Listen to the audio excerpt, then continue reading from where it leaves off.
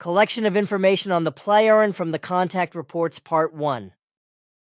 Contact Report 226 Prostitution last appeared with us Plejarens 34,761 years ago, and, since then, has never been exercised again.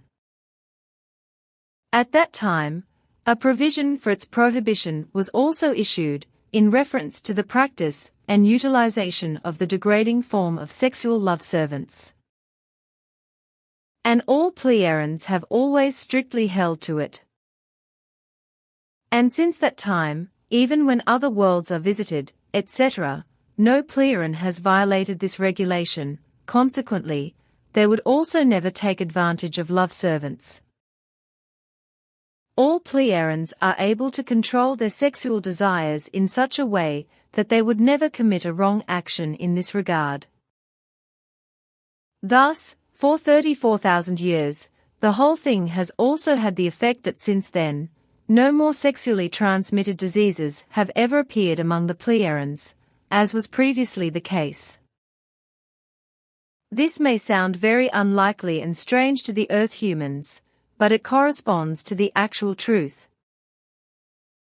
As for abstinence, our established determination-related interpretation of abstinence does not mean that a sex life will not or should not be maintained.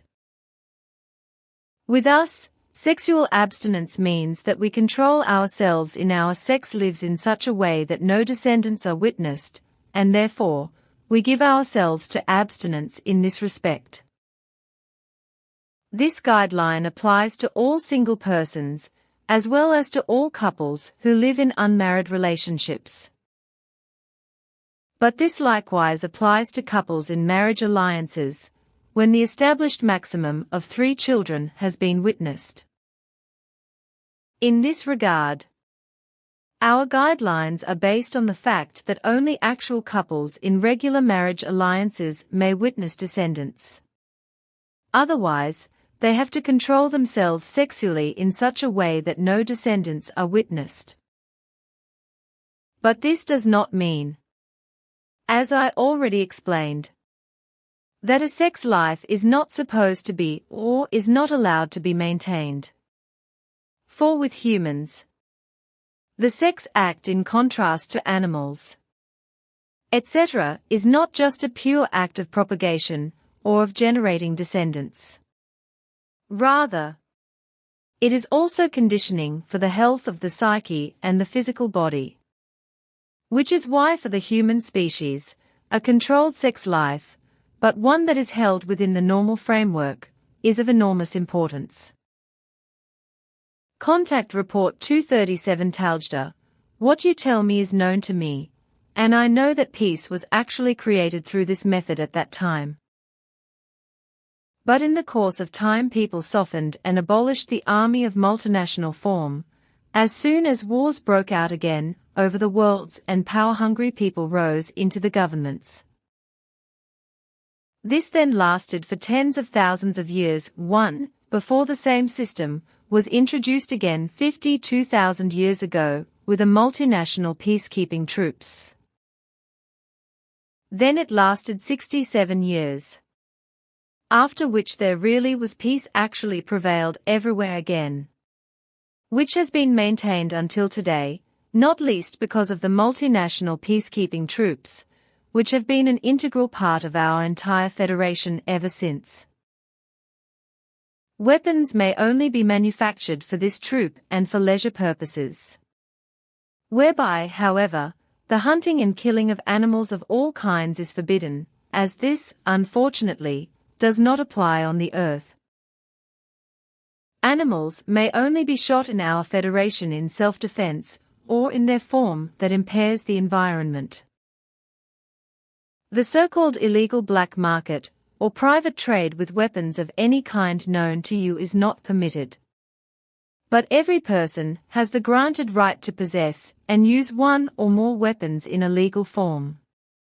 If the weapons are registered in a central computer and checked for their respective individual characteristics and features, whereby it can be proven at any time where, and when and whose weapon was used. In addition, It is so important to us that any weapon can only be used by the owner, as their personal swinging wave is necessary to use the weapon at all. Although this is not yet possible on the Earth, and will not be the case in the near future, a suitable control could nevertheless be carried out. Contact Report 369. You speak a true word, but no one will listen to it.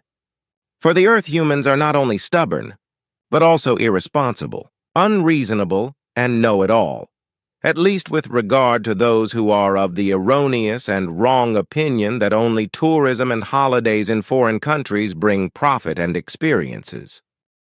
There is also the erroneous view that tourism in foreign countries brings profitable growth, earnings, and prosperity for their people. But this is not true, because poverty persists among the population in all countries, because in reality it is only a few from the population, and above all, big business people who earn a lot from tourism. And of these big business people, it is often those who come from rich industrial countries and make enormous profits with hotels and sports facilities, etc., in the poor countries. In very early times, our ancestors acted in the same wise, creating the same problems as you have called them, and as they have existed on the earth for many years, since the populations of the rich industrialized countries have large financial resources that allow them to flood foreign countries with tourists. But nobody cares about the fact that all these problems, as you called them, occur. The whole thing should be stopped in the wise that our ancestors handled it and solved all the related problems, which banned and dissolved all the travel companies and thus also stopped all the mass tourism, which caused a lot of disaster, such as when natural disasters destroyed tourist resorts and killed countless humans. This was indeed the solution to all problems, which then developed into a worldwide cooperation of all political and economic concerns, leading to a worldwide unified technological implementation, politicization and economy, as well as a unified world government, which eventually led to the spiritual leadership and the High Council's advice. Since then, some 52,000 years ago, peace and harmony has reigned among all the humans of our world and throughout our federation. Of course, there were many other problems to be solved, which would go too far to mention, but when reason triumphed and the beginning was made, one problem after another was solved and resolved. The whole process of the rationality lasted 101,036 years, but then everything was sealed. Contact Report 445. I can do that, of course. We Plejaren are always so fully clothed in public that there are no parts of the body freely visible that could be sexually provocative to the opposite sex. When bathing in public, a sparse bathing costume is worn, of course, but this is kept within chaste and ethical or moral limits with regard to the nakedness of the body. Therefore, it is neither customary nor permissible to wear lewd clothing in everyday life or when bathing in public waters or in facilities intended for that purpose, nor to go half naked or completely naked. Semi or fully nakedness is only given in an intimate manner in living communities or special friendships, but never in public. In the case of special friendships, it should be noted that half or full nudity is only justified if the friendship of both sexes exists in a purely platonic form without any sexual intent. Morality has a very high value for us Plejaren, which is why the ethical forms are strictly maintained and cultivated in every relationship, whereby, of course, prostitution of any form is frowned upon and prohibited by law. Contact Report 503. That is correct. For us Plejaren, the terms God and Goddess have always had the meaning of an imaginary, fantastic fable creature who rules, exercises power, or protects human beings, animals and plants, or any other things. These are instructive fairy tales, respectively invented and fantastic stories. However, imaginary mythical creatures like a god or a goddess are not real in any way and therefore cannot be equated with a religious god or a religious goddess. Because there are no such religious or other religious fantasy figures like a god or a goddess, only creation. The terms god and goddess already lead back to the ancient history of our ancestors, to the Plejaren, who also brought these terms god and goddess together with fables, respectively fairy tales, to earth. Thus, many such fables or fairy tales lead back to our ancestors as well as to us Plejaren, whereby the earth humans have partly transformed and changed the story contents to earthly things and conditions. But back to the terms god and goddess, which have been used equally in our languages since time immemorial, as is also the case in the German and Swiss German languages. In the German language, the term has found its original form back to God, while earth humans in all languages known to us have transformed the term God into all kinds of other terms, and it still exists today in other modified forms. In the course of time, these transformed terms gave rise to the names of God as they are used today in all earthly languages. With regard to our traditional terms God and goddess, however, the terms God and goddess have developed again in the course of modern times, especially from the Germanic term Guda, which was to be understood as a bisexual, that is to say, in the form of a male and a female god. Before the Germanic term Guda, the terms Gotu and Godan were common for God, whereby the term Wudan developed from Godan. The two terms were also used by our Plejaren ancestors as god and goddess in the same way, as it is also the case with us. That is to say, as a term for mythical creatures, respectively, fantasy creatures, which as an imaginary power stand above all things, but which are not in any way equated with creation. From time immemorial, the peoples whose origins can be traced back to Nocodemion have consciously recognized and regarded universal consciousness as the highest form of energy and power and as the origin of all existence. As a consequence, it never appeared that a god or a goddess would have been recognized or appreciated as universal creative force, respectively as creator or creatress. A god or a goddess has always appeared as a pronounced mythical creature or as a fantasy figure of higher power in our fables, respectively in fairy tales, which are offered in tearful or satirical or joyful forms, mainly for children, although adults also take pleasure in such stories.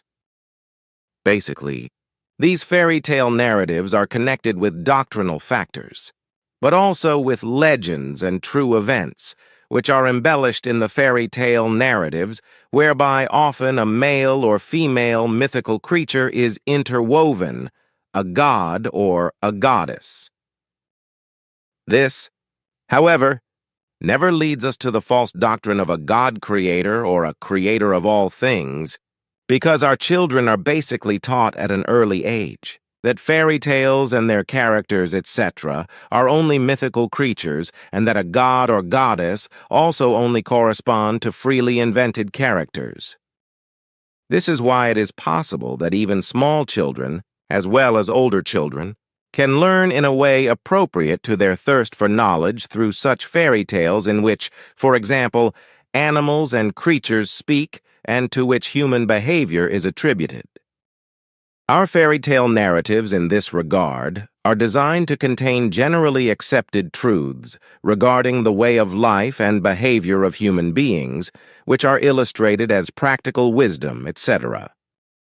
That probably also explains why you and your Plejaren ancestors, who also come from your space-time structure, have gods and goddesses in your male and female names, which are certainly also considered mythical creatures, right? That is indeed so. Contact Report 538. Democracy requires that from all sides, that is to say, from the rulers, the parties, and the people, everything must be handled, transformed, and carried out uniformly and in peace, and that no violence, coercion, or reprisals are used by any side. A true democracy must therefore be built from the ground up without violence, coercion, etc., and consequently no acts of violence, coercion, or reprisals of any kind must be used by any side. And as an explanation of what we Plejaren understand by democracy, I will set out the following.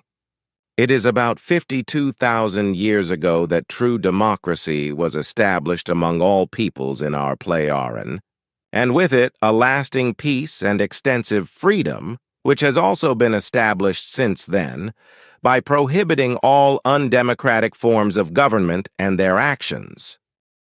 This also led to the final peace among all peoples, so that since then the Plejaren have lived in true peace and freedom. For the peoples themselves want peace and freedom, but not war, despotism, or dictatorship. Wars, despotism, dictatorship, and tyranny of all kinds always come from rulers, from parties, parliaments, military and secret services, etc., as well as from rulers and their supporters and followers, but never from the peoples themselves, for they are fundamentally opposed to wars, discord and unfreedom, etc.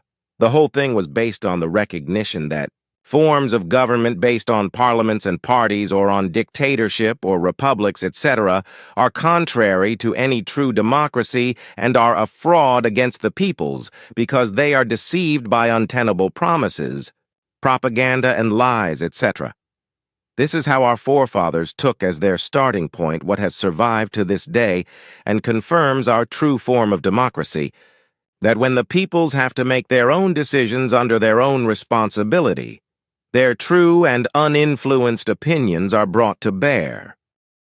Contrary to this, it is a fact that no personality of their own and free decision is brought about if there are not popular leaders elected by the people, but some forms of government and parties which may influence the elections through propaganda, etc., as well as through vote buying and vote rigging or through violence and coercion.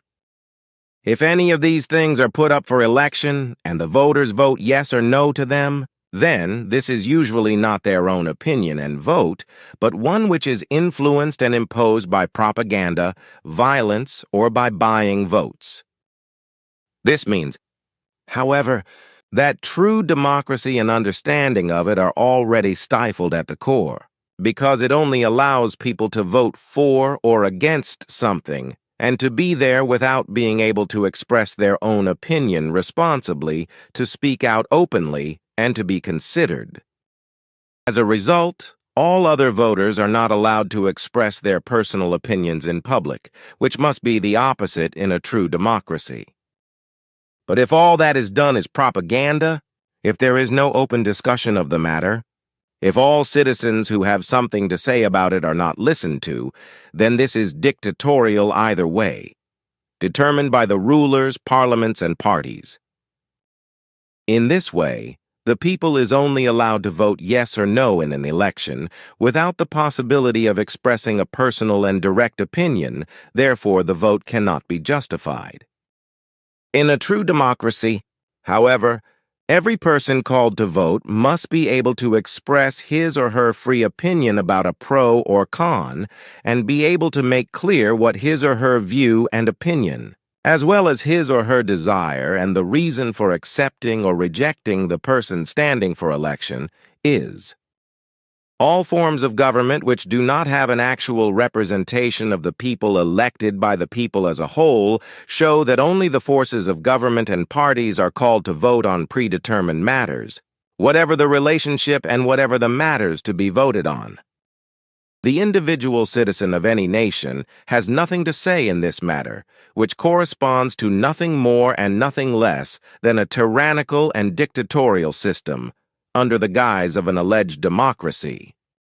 So, in any case, the big problem is always a form of government of this kind and all its instruments, which prevents true democracy.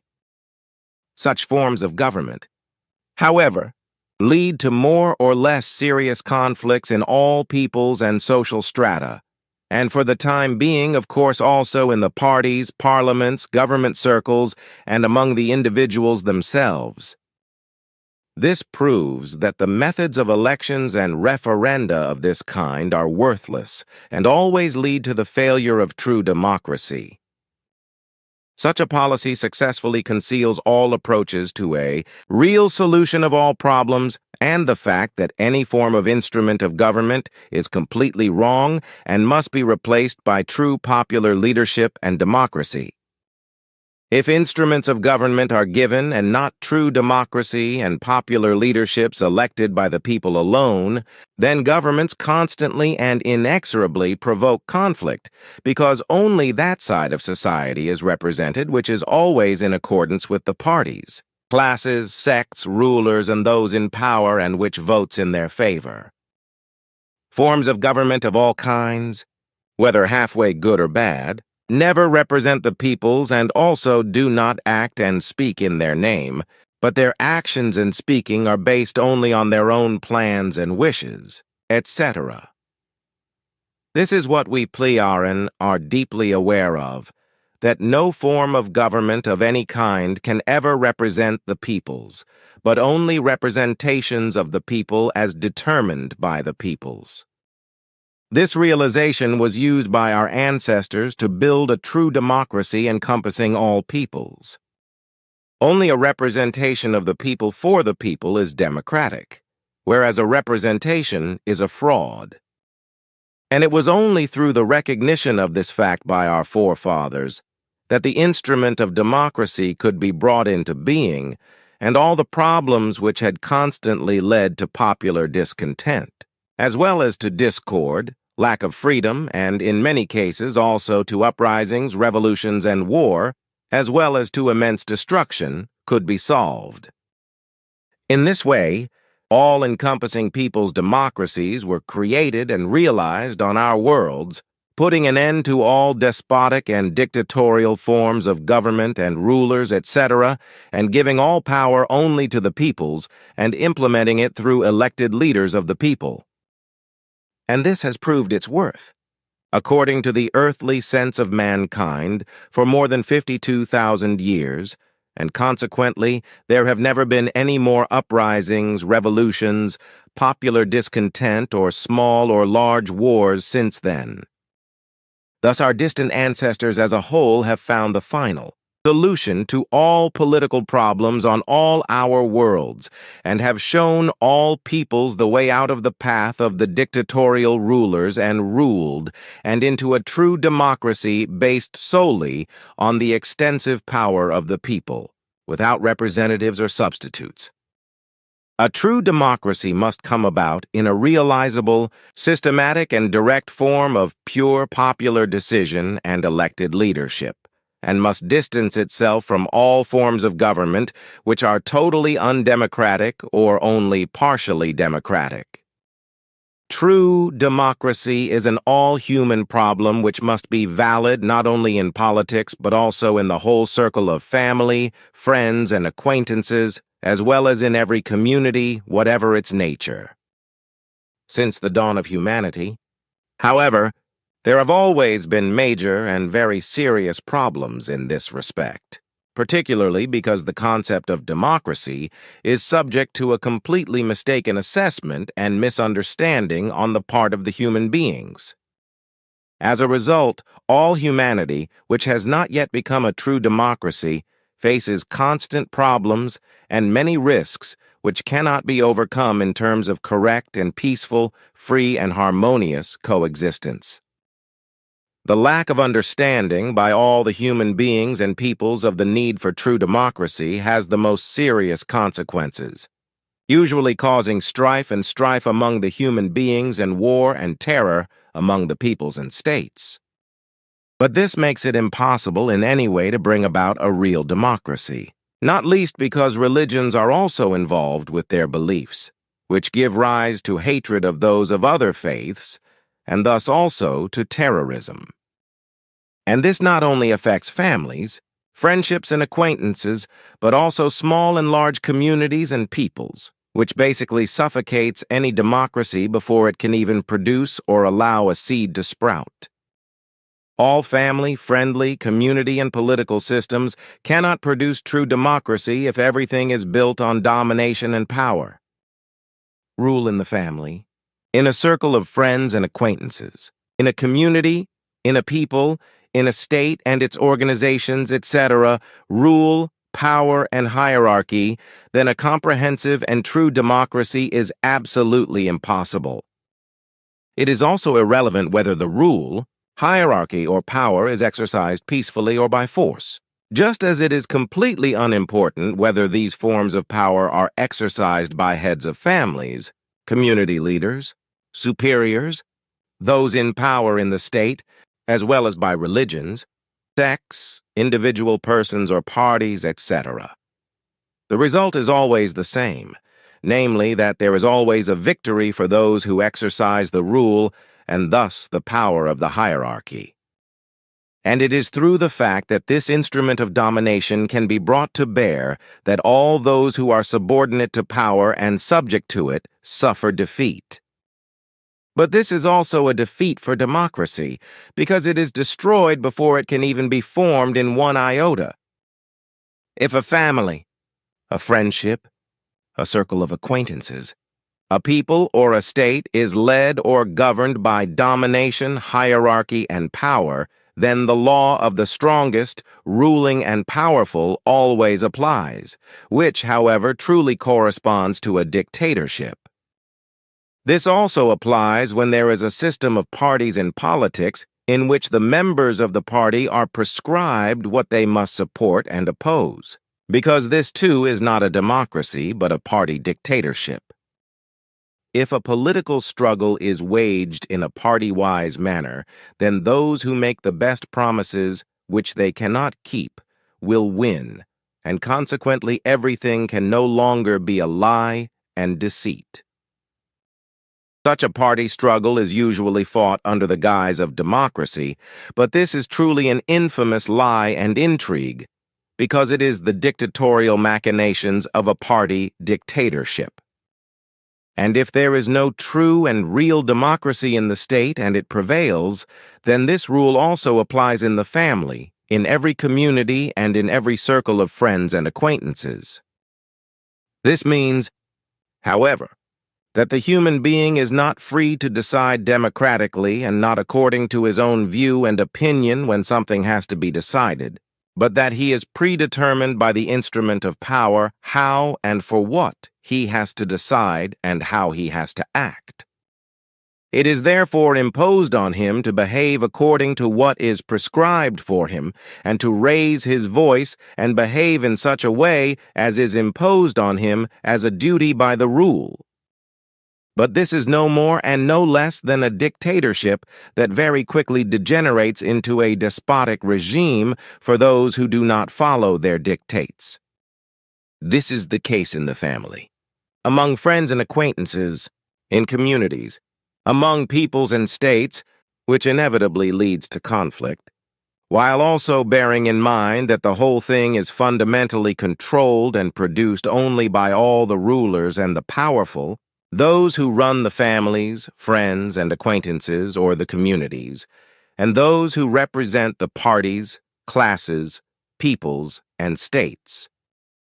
The rulers, the powerful and the hierarchical, have power in their hands everywhere, so that they can control the majority of those who are subordinate and in bondage to them, while the minorities who are against their power, rule, plans, and machinations are oppressed and have to give in.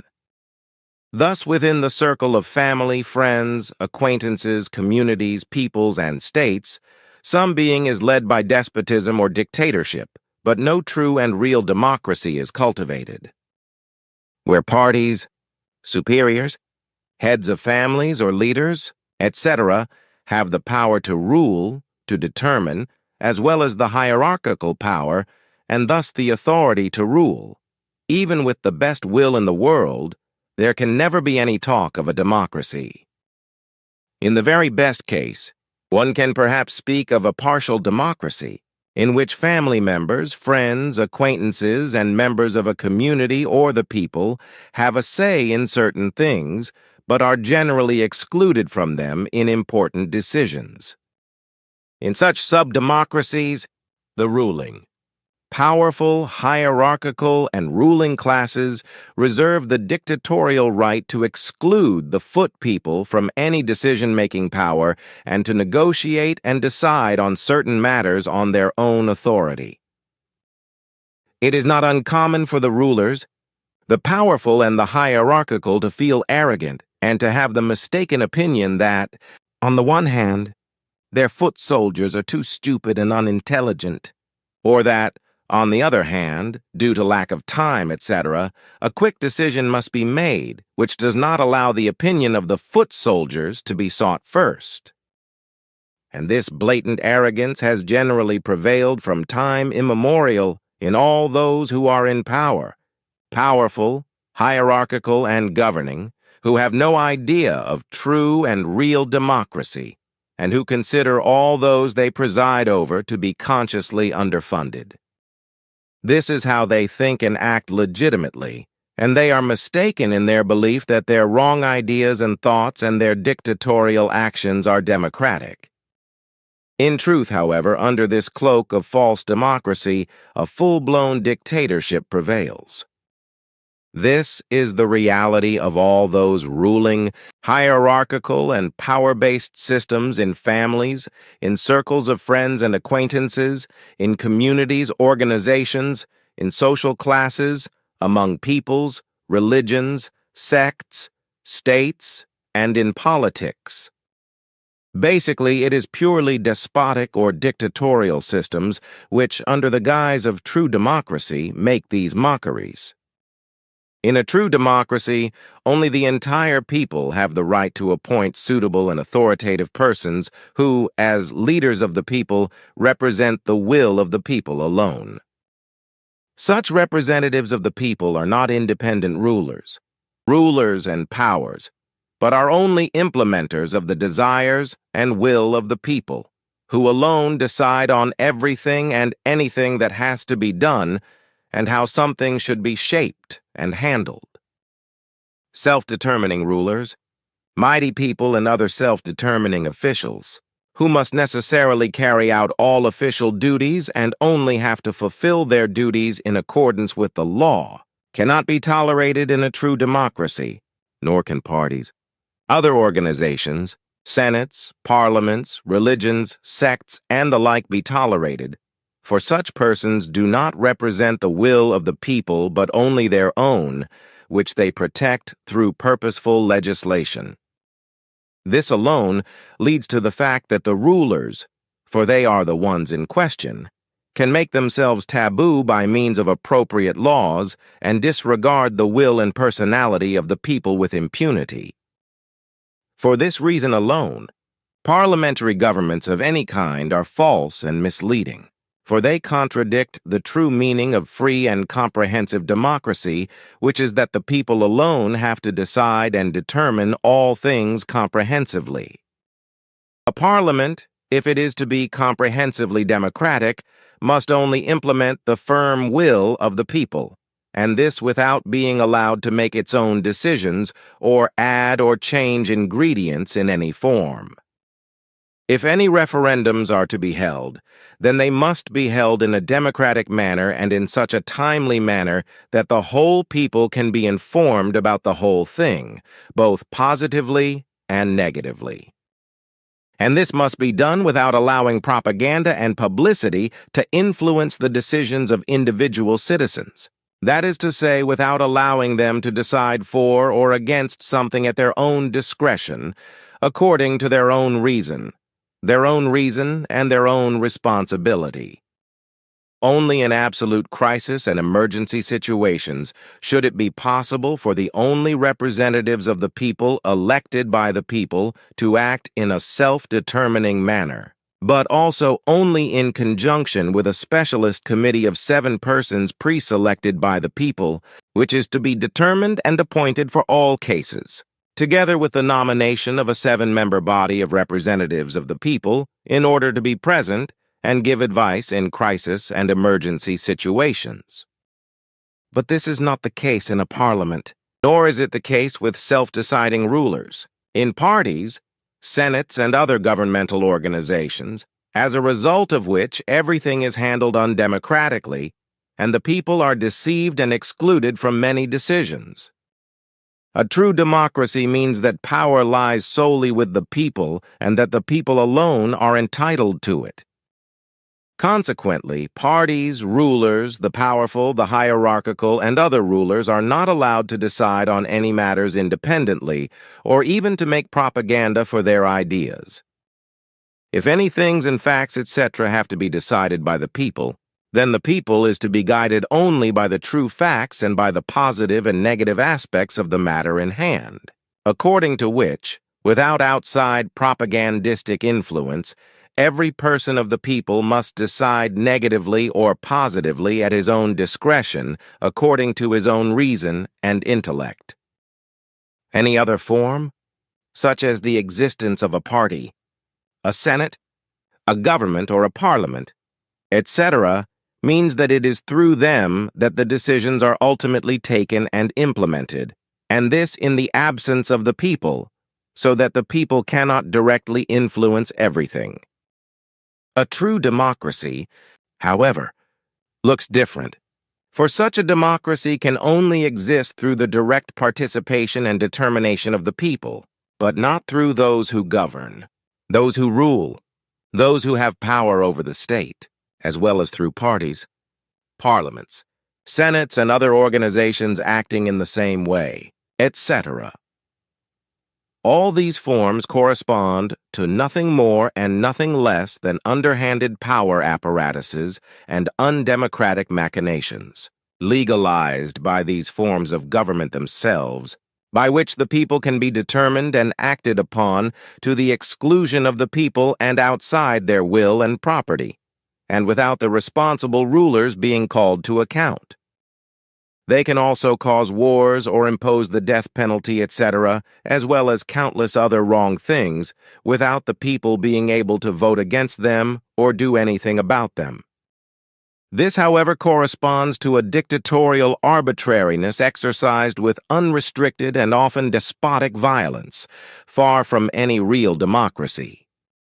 So the people have no choice but to mutter and grumble at everything, if they do not want to be punished in any way by the henchmen of the representatives of power. And if there is a partial democracy in which the people have a say in certain and often only unimportant matters, for example through elections, then this corresponds to nothing more and nothing less than an outward sham democracy, which falsely creates the illusion of a true democracy.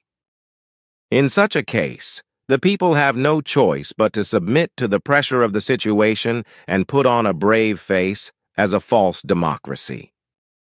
Despots and dictators usually elevate themselves to the position of absolute power over the people, while where there is a parliament, etc., a party or coalition of parties, or a constituency influenced by them, appoints them. Other methods can also play a role, but the end effect is the same, namely that the appointment of a parliament, etc., creates an undemocratic or partial democratic form of government, which is never compatible with true democracy. The people cannot therefore decide for or against a form of government according to their own discretion, reason, because they are influenced and divided by the propaganda and publicity of the parties and the parliament, etc.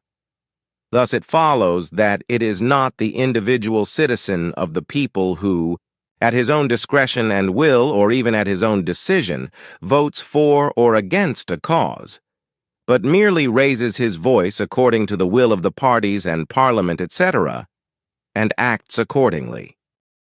Thus it is that it is not the people who decide on matters, on their good and bad, and on their destiny, but only one or a few who have been given the instrument of power of government, but who should fundamentally exercise and fully represent the will of the people. This means, however, that the parties and rulers are not close to the people, but that they only represent their own interests and enforce them with power, force, and coercion. Thus, because there is no organizational connection between the parties, rulers, ruling powers, state powers, despots, dictators, regimes, and the people, no democracy can come about, and the rulers cannot represent the people either. But the exact opposite is what true democracy demands, namely that the leaders of the people, and such leaders can and may only be appointed or elected by the people, appear as representatives of the pure will of the people and are in direct contact with the people. This requires a real democracy, but not that the people be isolated from their representatives, respectively their leaders, as is the case with all undemocratic forms of government, and that the people have little or nothing to say in all matters concerning the affairs of state and the leadership of the people. An undemocratic form of government, then, means that the people are completely or, in the case of partial democracies, partially isolated from the affairs of government, and that the rulers are granted immunity, which gives them an absolutely free or partially free hand for everything and anything they do. But these are undemocratic rights which are granted only to the rulers, not to the individuals of the people, respectively, not to the people themselves. In this way, the undemocratic forms of government are an instrument for the exploitation of the people and the appropriation of popular power, whereby the people are forbidden any right of resistance under threat of punishment. It is a fact that if, as a result of the decisions of Parliament and political parties, or of the machinations of other organs of power, there is a result which gives rise to a form of government, such as a parliament or any other form of government, instead of a democratic representation of the people, then it is not a true representation of the people and the will of the people, but a principle of undemocratic government over the people. In this way, the parliament, the parties, or other organs of power are the true powers over the people and represent only their own principles and everything they desire. In this way, they represent themselves and not the people, and thus they are the self-appointed executive or, respectively, the executive power in the state. This applies to the parties, the parliament to all rulers, state powers, despots and dictators, etc. of every form. For all of them, they do not represent the people, but only themselves and their own interests. If they are parties and parliaments, etc., they usually form coalitions, associations for the purpose of promoting common interests and objectives. This creates a power of association from which the people are excluded. Consequently, in such a system, the people become the victims of those who govern, who are the only ones still undemocratically holding the scepter and ruling in a parliamentary and partisan or dictatorial manner, etc., while the real will of the people is excluded from it and is not even or only partially questioned. If this happens, the people are exploited and deceived, no matter what form of government is used. The whole thing can only be prevented by a true democracy, because only this democracy is based on the pure will of the people and is so enduring that it also brings about real peace and freedom for the human beings and for all peoples. True democracy also determines that peace can prevail, but that war cannot arise from hatred, revenge, retribution, religious delusion, racism, greed, etc. But all forms of government which do not have a true form of democracy are systems of discontent and division and of stultification of peoples, where the human beings are persuaded and misled by propagandistic lies and slander, and where it is also possible to buy or falsify votes in elections. It should also be borne in mind that, as a rule, in such election campaigns, only those persons who have sufficient financial means to conduct and win large-scale election campaigns can exercise their power and be elected, while financially or in terms of the expression of their speeches, weak persons have no chance of obtaining government office. This, then, is what we Plejaren understand and cultivate by democracy. There is much more to be said about this, but what is said should be enough to understand the form of democracy as it rightly must be. Contact Report 541. Thanks. But from the article, a question for you also arises. Namely, how is it with regard to friendships and enmities with you, Plejaren, as well as with regard to gavolt and coercion? In the article I have written, that when friendships are sought after, that also enemies and thus adversaries will then appear. Hostilities and enmities and ausartende outcoming effects in the sense that gavolt and coercion arise, such as is the case with the earth humans, do not appear at least amongst our Plejaren people. Bah. If necessary, we answer gavolt and coercion with logical gavolt force, but never in the sense that life is endangered. And that is the case even if an attacking gavolt or coercion would be directed against us. Because we combat such ausartende gavolt activities in the extreme case without life-endangering arms, through which the antagonists are incapacitated only through fine spiritual perceptionlessness making, that is to say, through anesthetization. This, however, has no longer been necessary for thousands of years. However, this only applies for our own Plejaren peoples, because it's different within our diverse federation, however, and in no case is it so bad, as it is among the earth humans with their killing, murder, and destruction. Naturally, even with us Plejaren there is resentment, irritation, malice, and bitterness, and so forth, because from these no human being's nature is immune. However, with us, these unvirtues are kept within limits and get badly out of the control of the good human nature in no case. Without exception, such virtuelessness holds only a short time, a few days at most, after which intellect and rationality, honor, dignity, compassion, and mutual benevolence again prevail and return to normalcy. However, hostileness, enmities, and effects of the getting badly out of the control of the good human nature never come to prominence. This finds the reasoning herein because with us, already from early childhood, through an ample education, an ample virtuousness, as well as the logical mastery of thought-feeling-based and emotional impulsations and working them out, is learned from personal discord.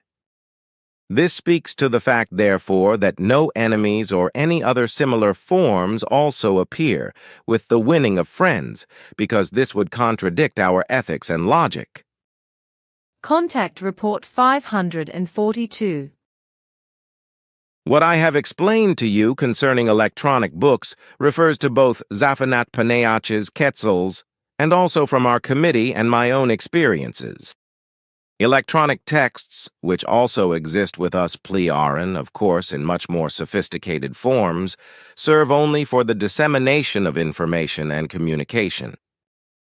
Contrary to this, we have bookworks, however, that do not consist of paper and cardboard covers, but of uncorruptible artificial materials, which are not inscribed in a form of printing process, but in a form that has the resemblance of a photographic technique.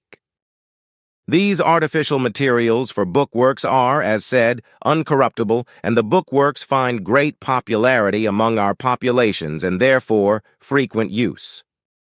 In particular, since we are permitted to have your papers and books, your educational works, these have actually found dissemination in great measure. Electronic bookworks are not made out of it, except in the mode that they, with teachings through the spirit guides, are reproduced in appropriate mode on large surfaces, suitable for reading for all listeners, and then the listener can be explained. Otherwise, however, no electronic books and literary works are produced and therefore not used. because the whole of an electronic book form has a cold and impersonal effect on the reader. Consequently, no valuable connection to the book contents, and therefore also no eventual participation with the contents, can be established. The whole effect of the electronic contents on the reader is thus impersonal and unactive. Consequently, deep-reaching impulsations fail to appear. The electronic book or journal contents act as banal phrases, stiffnesses, without warmth and as restrictions, malfunctions, unfamiliar characteristics, quirks, and even as absurdities, etc., because no internal connection can result from it, and everything is active like a cold foreign body. On the contrary, where there is a right bookwork, which can be held in the hands, then the reading human being, as the owner, enters into an ownership connection with it. In this case, however, the whole thing goes deeper and creates, through the book or magazine, content in these human beings reading the content, a deep-reaching warmth and connection, as well as a participation with the material that he or she reads. Through the form and mode of this interpersonal connection, the interest is also awakened, through which arises both a thinking for oneself and participation, as well as also an experiencing, through which the thoughts and feelings are stimulated, and therefore a questioning and learning also ensues, which can only be achieved with difficulty or not at all with electronic books and writings. This is simply so because electronic books and writings display only cold information that does not speak to personal inner impulsations and cannot create any deep connection to intellect and rationality as well as to the inner warmth. If a book is used, then connected with this and its contents is a personal relationship.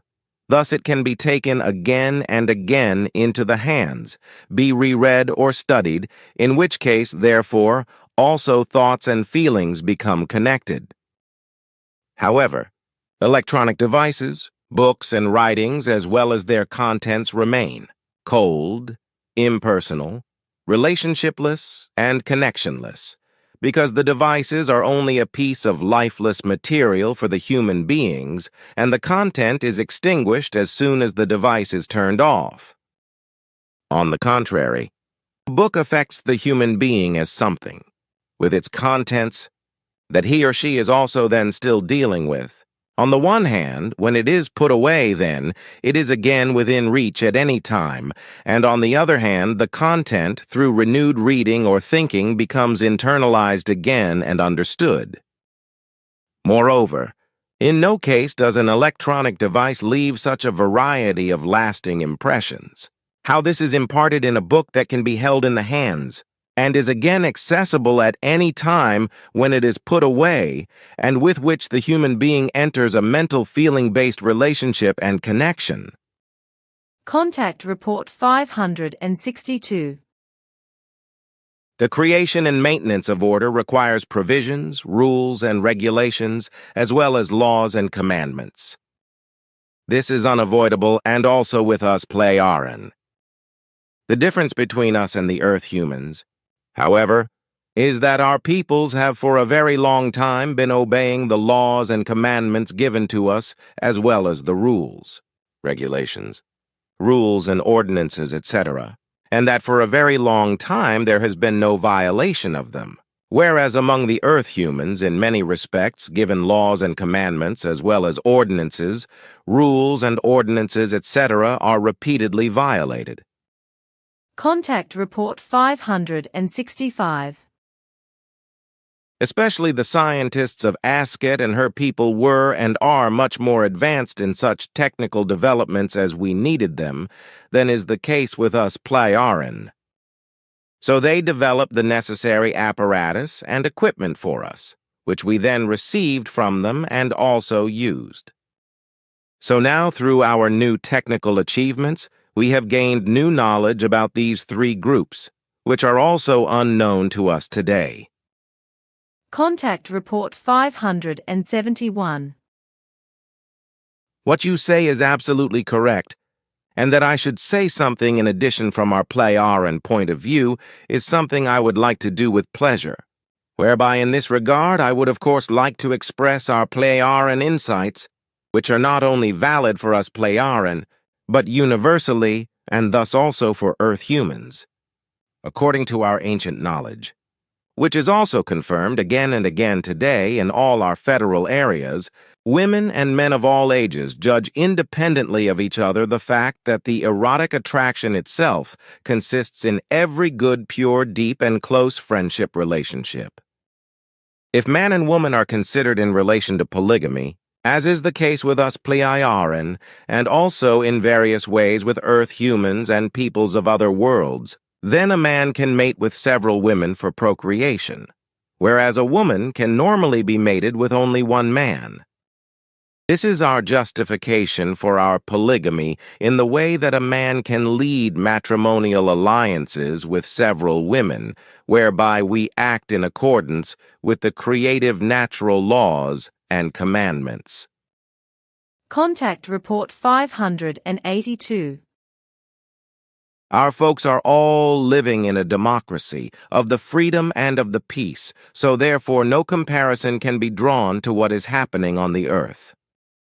There would have to exist very big efforts in order to pacify to all the countries and peoples of the earth if the same conditions should apply as is the case with us on Era. Thus no dictatorship, no hostilities, no despotism, and otherwise no other Gewalt dominations of any kind may prevail, but only a purely democratic people's determining authority. Yet to every empire and kingdom, as well as every republic, even if they call themselves democratic, correspond to no more than dictatorships. Because in these, only those who have might, who themselves are able to make determinations, prevail with Gewalt and coercion. In addition, I must say, how you have already mentioned this now and then, that even Switzerland is not an actual direct democracy, because as long as the people, solely and exclusively, do not decide in every respect, that is to say, has the first and the last word, as you had said this once, but rather that only the government decides certain things, as well as diverse parties have different views and represent varying interests in an unambiguous matter, so long can it not be spoken of as a direct democracy, but rather just a partial democracy. With that said, what I declare, I will not, cannot, and may not interfere with the politics of Switzerland, because with my statement I only make that clear, what we Plejaren understand by direct democracy and how, in this wise, we handle it. Furthermore, it must be said that our system knows a world government, which demands general democratic forms by all countries and peoples, as well as that of absolute peace and freedom for the people and the individual human must prevail, and that therefore no war or other hostile acts may take place one against the other. Furthermore, an absolutely free circulation of goods and persons on the whole of Era is given, wherein regarding this extreme care is taken that no flora or fauna seeds or even plants, as well as any fauna forms of life are transported from one region to another, as unfortunately the opposite is the case on the earth through the stupid and irrational globalization, by which originates much damage, and wherethrough all sorts of coming calamities are yet to be wrought. So there is no border customs for persons and wares with us on Era, and every human being can freely go anywhere to wherever he or she wants without being controlled by officials and so on. Now, even though everything is free and open, every country's territory has its own territorial boundaries, which are respected in complete uniformity by all peoples and not violated. Each country and nation governs itself in spite of the world government, and indeed independently according to their own customs and traditions, wherein no regulations of the global governance are given, because this is only authorized to ensure that our world's system of values is preserved with regard to peace and freedom, and for the legislation of the planet as also with regard to the dealings with the governments and peoples of other planets. Regarding the regular and special legislations for all the necessities of everyday life and of the life, this is nationwide and peoples-wide internationally, uniform throughout and directed to absolute humanity, justice and equality for all human beings, so therefore only a single identical legislation and applicable law is laid down worldwide and is valid for all human beings. So, laws and ordinances cannot be bent. What you had once, in relation to the earthly laws and so forth, referred to as rubber paragraphs and rubber laws, as is the case in the legislation of all nations of the earth, which are also in part severely human unlawful, such as with regard to the torture and the death penalty. And as for the intermingling between our peoples, it must be said that such occurs only in rare cases, in the wise when members of different peoples enter into bonds with one another, which, however, is actually extremely rare. The rule is that the individual peoples and the prevalent ethnic groups in these dwell amongst themselves, and therefore neither mix nor change their customs and traditions through other cultural influences. This helps that each ethnic group's own system of health and all their characteristics are preserved, which contributes to the fact that diseases no longer appear, or even if, then only very rarely. The whole issue of this non-mixing of peoples also contributes in that no diseases and epidemics are carried about, as well as one people's part doesn't clash into some troubles with another one's, either with regard to foreignness or race, nor concerning goods, products or language, etc., since, as a rule, the members of a peoples remain amongst themselves, with only very few exceptions in very rare intermingling. Partnerships, also no mixing of peoples, and foreign hostile and race hostile conflicts arise with other peoples or between families and neighbors, etc. And what is also extremely important is the fact that we know not of religions and sects, as well as not of different political parties and orientations. All Plejaren-era nations are solely and equally inclined to the creational natural laws and recommendations which are taught by the spiritual leadership. Consequently, with us Plejaren there is neither religious nor sect hatred, nor religious or sectarian cult activities, rites, or any other such sectarian hostilities. Finally, what is still very important to say is the fact that there is not any prostitution in all our peoples in accordance with their entire cultural behavior, and as a result of the legislation, such as regarding the turning to the creational natural laws and recommendations. Everything is so regulated with us with regard to the democratic determinations of the people, that all peoples, that is to say, their populations are information technology connected with the center of the world government, as well as with the respective people's authority, which itself works out, on the one hand, agenda items as well as proposals from the authorities of the people or individual persons' proposals, and puts these up for the evaluation and vote of all populations. Regarding this, all peoples, that is to say, their populations are requested, 3 hours before a vote, that is to say, before a ballot, as you say in the given situation, to be present for a ballot for a certain period of time at the corresponding devices, or those several which are mounted in public everywhere and in dwellings for voting operations. The accrued matter which is brought to a vote will then firstly be officially announced just 3 hours after the populations are present at the ballot devices. The announcing of the ballot agenda item, which is always handled just a single item per time, takes place in such a wise that not only will all advantages be named and explained in detail, but also all of the disadvantages. Only after this, when all the facts of the positives and negatives are cited, begins the period of the considering and reconsidering of the ballot agenda item put forward, for which a period of around 30 minutes, according to your terms of time, is set, while the human beings of all populations can electronically make known their position, that is to say, a yes or no, which of course will be automatically registered and tallied up.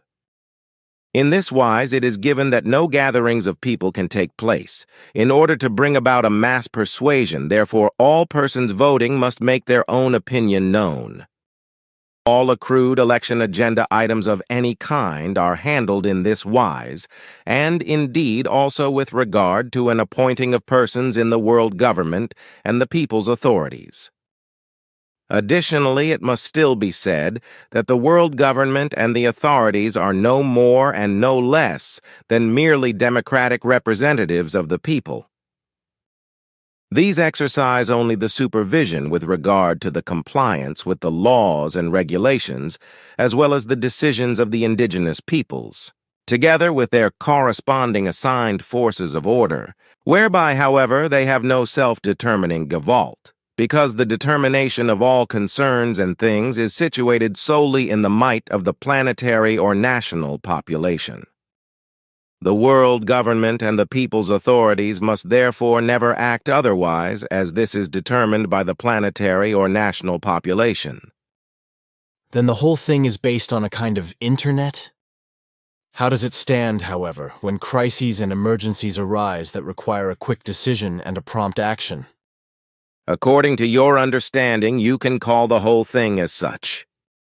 And when a crisis or an emergency arises, which then requires a quick decision and a prompt action, then the whole planetary population or each relevant population of the people is called to the voting machines, namely in the form of a general mobilization alarm call, where only 1 hour's time will be given for that to become active. Then every person has the right to duly raise comments, which are heard and discussed, from which ultimately a logical decision must come forth, which is then put to the vote. However, such situations are more than extremely rare. Consequently, a last such mobilization dates back 2 decades. However, if such a case of a mobilization occurs, then that can perhaps take a long time until something is well regulated? Such can actually take up much time, whereby, however, crises and emergencies are extremely rare, as I said a little while ago. And who leads and then directs the whole thing in such situations? And generally, what is the nature of such crises and emergency situations? When it comes to planetary matters, they are carried out and handled by the spiritual leadership familiar with the matter and in collaboration with the world government and the world's population. When it just concerns matters pertaining to a country, then the authorities of the peoples concerned and the corresponding populations are needed.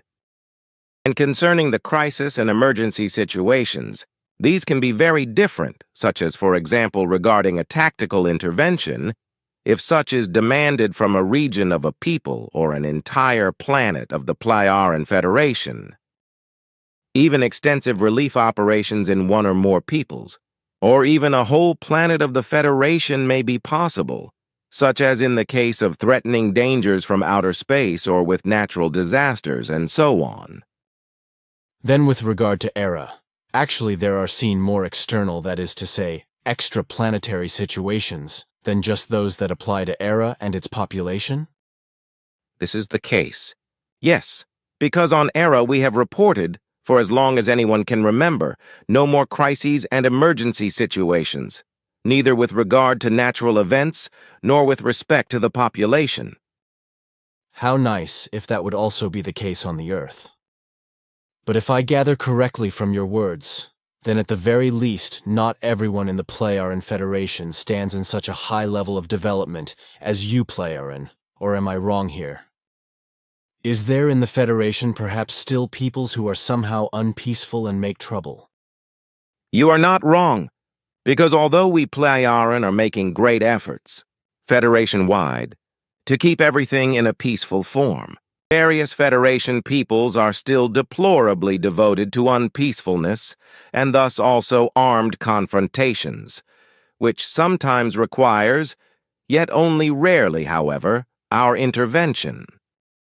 However, any intervention on our part must firstly be approved by a consent of the total population of the Plejaren, wherein the pros and cons will extensively be discussed and weighed out as our democratic vote formulas demand this. The reconnaissance work regarding this is carried out by specialized spiritual guides and law enforcement forces, which also have the corresponding forward-looking capabilities in order to predict what will result as effects from the causes which are taken. And how about it? When lots of folks come forward for a word, is there not a mess? And when I think that the entire world population gets in on the act, then much attention is taken to ensure that order prevails, and therefore no Ausartungen comes forth. Therefore, in each case it is carefully handled and spoken, whereby no excessive chatter arises, and the individuals who have something to say will not be interrupted if their objections and contributions are pertinent and correspond to the rationality. Thereby the rule applies that only short and concise objections, clarifications, and suggestions, as well as the listing of possibilities and necessary actions and so forth, will be made. Those fond of speaking, who want to run the speech marathons, there are indeed those, unfortunately, but every such word barrage is interrupted and the word is passed on to the next person who has something to bring forward. The fact that several people talk together, this is not permitted, therefore regarding this, there is no mayhem. Therefore it may well take several hours or 2 or more days, under certain circumstances, before a promising rational solution comes about, and to a vote, which is useful and gives enough consideration to the crisis at hand or the emergency problem. Contact Report 611.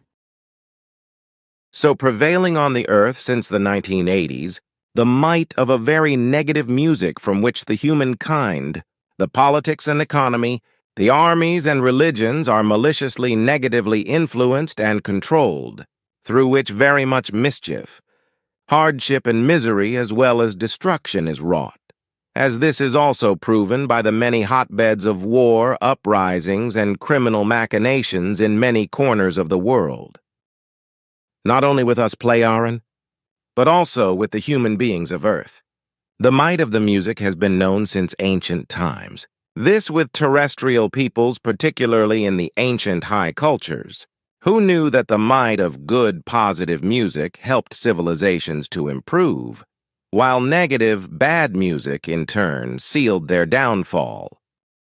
Primarily, great philosophers knew about the might of the music and its influence on the societal decision, this both in relation to the upswing as well as the decline of civilizations.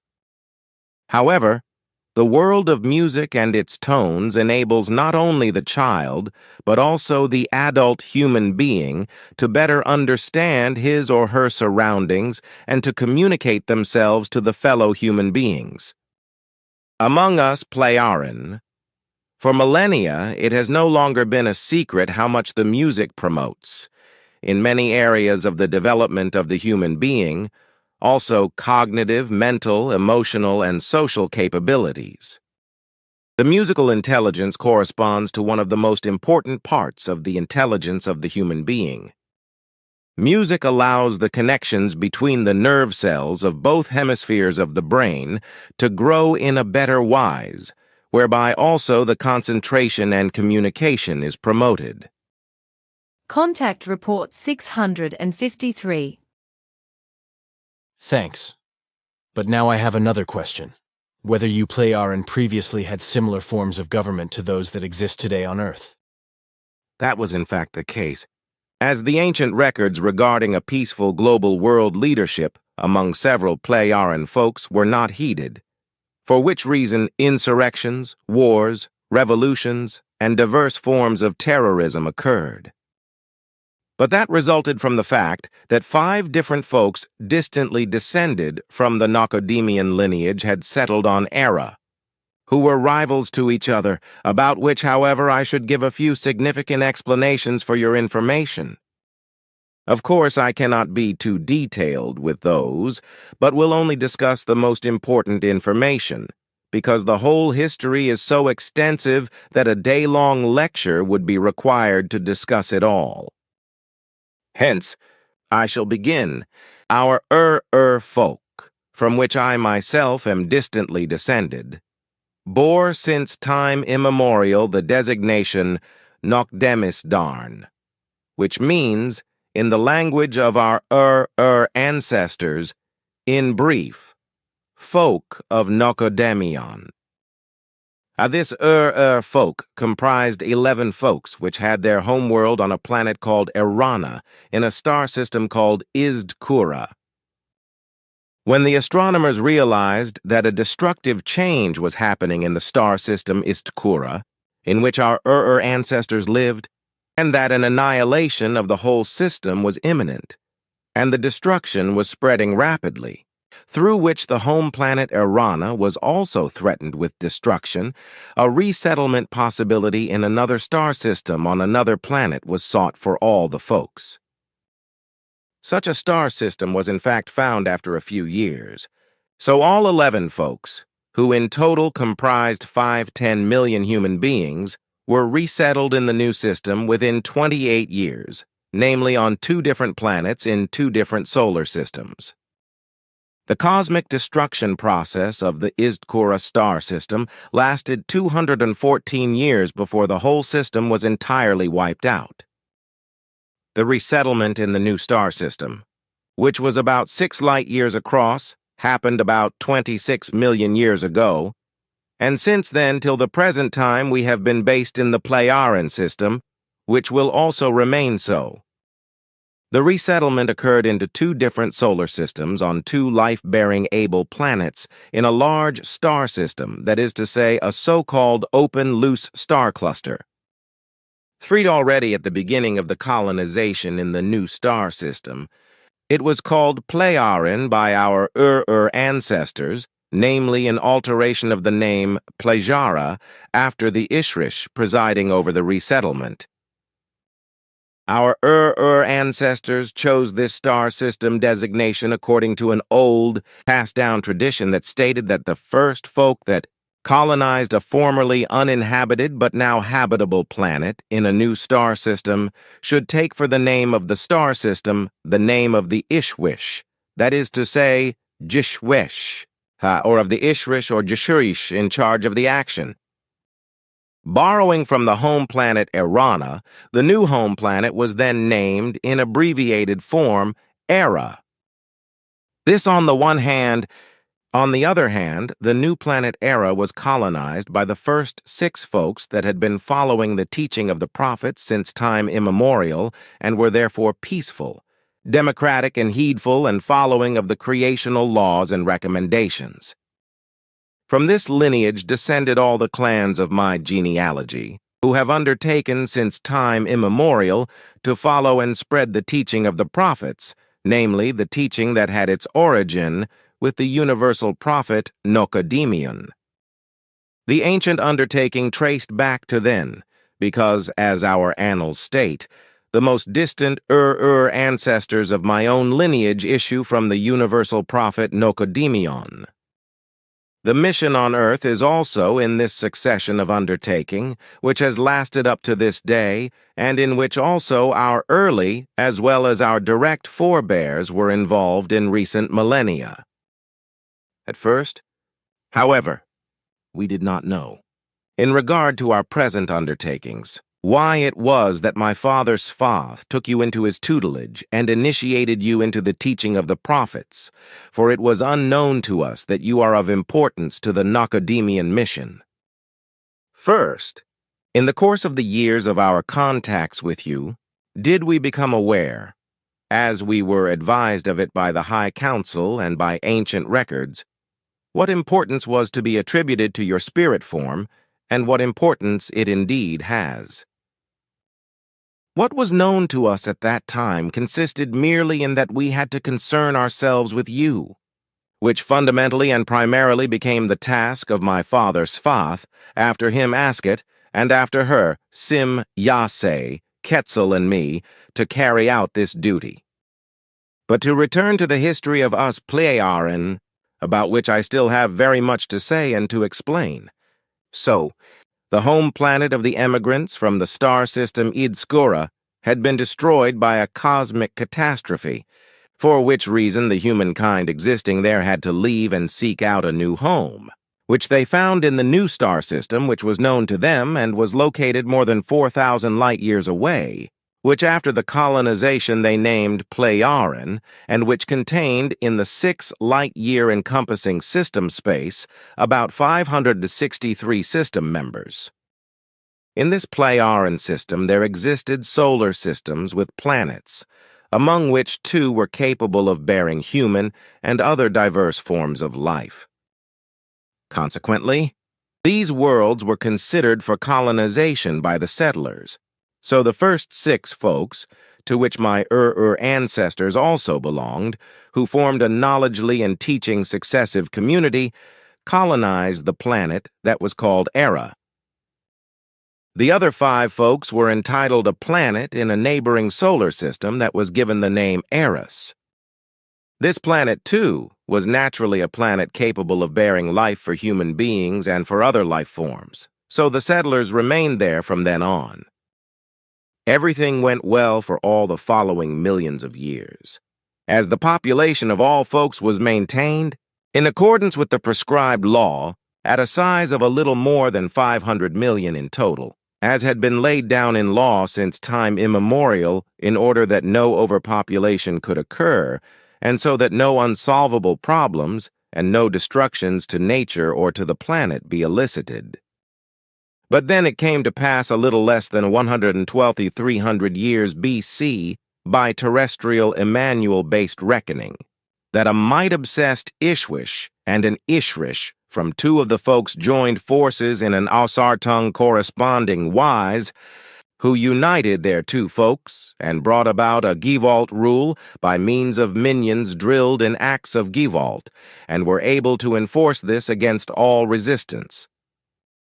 The conjoined populations were terrorized and tormented, as all the ancient traditional laws, recommendations, regulations, and manners were replaced by Ausartung corresponding new decrees, and the 2 might-obsessed ones were placed in the position of a higher might. The process lasted more than 200 years and disabled the population in regard to their own powers of decision-making as well as in their intellect and rationality. And this occurred in a form whereby the 2 might possessors were obligatorily treated as absolute dictators, which quickly led to compulsory submissiveness and servitude of the population, as well as ultimately to the delusional belief that the dictators be in possession of the almightiness and the creation power. The inevitable consequence thereof led quickly and inevitably to worship of the dictators, and so to a state of belief of a religious form, because the human beings had submissively distanced themselves far from the reality through the Gevalt rulership and imagined themselves, contrary to intellect and rationality, to be free, protected, and independent, so long as they humbly, prayingly, and undissentingly submitted to the Gevalt rulership. Hence, in a religious wise, real flesh and blood might-obsessed human beings were worshipped as creational omnipotences, unlike the imaginary, unreal deities, as the wonder-working creator beings in our fairy tale forms were called. In doing so, they unlearned that they owed their entire existence ultimately to their own achievement and not to the dictators. Ultimately, the human beings came to believe, in their centuries-long Gevalt and compulsionally suggestively indoctrinated delusion, that the Gevalt rulers and their later successors of the same kind had in primeval times originally created them as human beings, and had also created the air to breathe, the water to drink, and even the sun, all the heavenly bodies, the planets, and all life forms.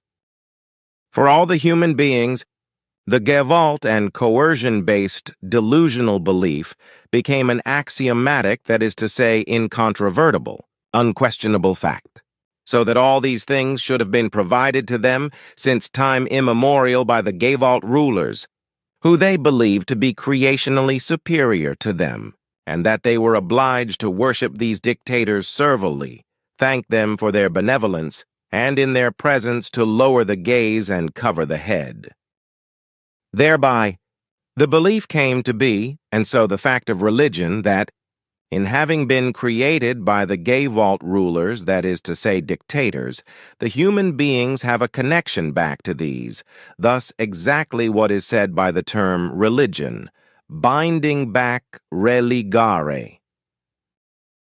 This term relates, in the form of an irrational teaching, to the situation of the religion believers having supposedly relinquished a connection to their dictators, that is to say creators, namely the belonging together with them, wherefrom there then be the obligation for them, the human beings, that is to say religion believers, to reconnect with them. It bears saying furthermore that, through the combination of these two folks, and the delusional belief in the gay vault rulers, that is to say, dictators, as well as through their might machinations and acts of gay vault, also unpeace arose with the other three folks. From this circumstance there resulted terrible and destructive wars between all the folks and, 75,140 years ago, triggered a planetary catastrophe, which ultimately spread over the whole planet eras and took on global and devastating proportions, namely in that the planet and its atmosphere began to die off and slowly but constantly made all life impossible. Hence, a mass exodus of the hostility-embroiled and embattled folks took place, and the nearest solution for them was to approach the planet Era as their nearest place of refuge, and there to set down their craft with Gevalt. The anciently indigenous six folks on Era additionally wanted to become involved in no belligerent actions, so they, albeit reluctantly, permitted the Gevalt and invasionly immigration of the refugees and, naturally, refrained from their hostile entanglements, but did, however, endeavor in the name of the folk, through the spirit leadership, to put an end, through peace efforts, to the repeatedly igniting Gevalt and war actions among the Gevaltly immigrated folks, which, however, was completely without success. The population count of the Gevalt-doing immigrants consisted of 382 million human beings, thus all of those who had survived the war actions on Eros. Thus, the population count on Era rose to about 900 million, which naturally led to many problems and difficulties, which the anciently settled folks had to deal with, who naturally, in accordance with their laws, recommendations, rules and regulations, etc., were helpful to the folks of their neighbor system. They, however, did not conform to the laws and recommendations, etc., of the anciently indigenous folks, but continued their feuds and wars amongst themselves and against each other. And this continued for following centuries, yet the anciently indigenous six folks abstained and did not interfere, which was respected by the intruders. This respect resulted from the fact that they knew full well that the anciently indigenous inhabitants of Era were ready, in the event of an attack upon them, to defend themselves, and moreover were greatly superior to the would-be attackers in every respect. For that matter, it further bears saying, of the 11 folks of that time, thus only 6 of them were peaceful, democratic, and, in regard to their way of life, aligned with the teaching of the prophet, which already since very early times had determined in every respect within these folks their life, their deeds, actions, and behaviors, and comprehensively likewise everything else about them. In the course of time, these 6 folks formed themselves on our planet Era together into a single folk, and this folk vested supreme authority in a 9-person spirit leadership, which had the office of conducting the affairs of the folk according to the democratically charactered folk will, which has unfailingly remained the case to this day, and also will remain so indefinitely. The other 5 folks practiced, as I previously explained, religious and higher human power-oriented belief forms. So for the sake of Gevalt rulers, that is to say, dictators, whom they worshipped in a religious wise as their creators, which, for our great folk was naturally irreconcilable with the reality, and thus also did not correspond to the real truth. All of these 5 diverse higher power believing folks were mutually unpeaceful and even hostile to one another, as similarly the populations were peaceless and loveless as well as aggressive amongst themselves. Hence, also after their exodus from the unlivable home planet eras, they continued as before repeatedly to carry out hostile actions against each other and disturbed the peace on Era. Until ultimately, 74,200 years ago, a global war took place in all those regions inhabited by the war-obsessed folks who were engaged in their mutual hostility toward our great folk. However, they respected our efforts for peace and so kept at rest toward us and abstained from offensive actions against us. Yet this was also no doubt ensured by our much higher technology in regard to defensive actions, for ours were very superior to theirs. Insurrections, wars, revolutions, and terrorism were inevitable among these folks of beliefly dictators because of the systems of government in operation over them, which were operated by the might-obsessed rulers. These ruled the folks in a gruesome wise, similar to how has been done on earth since time immemorial, and as continues to be done, for this has been perpetuated into the present time.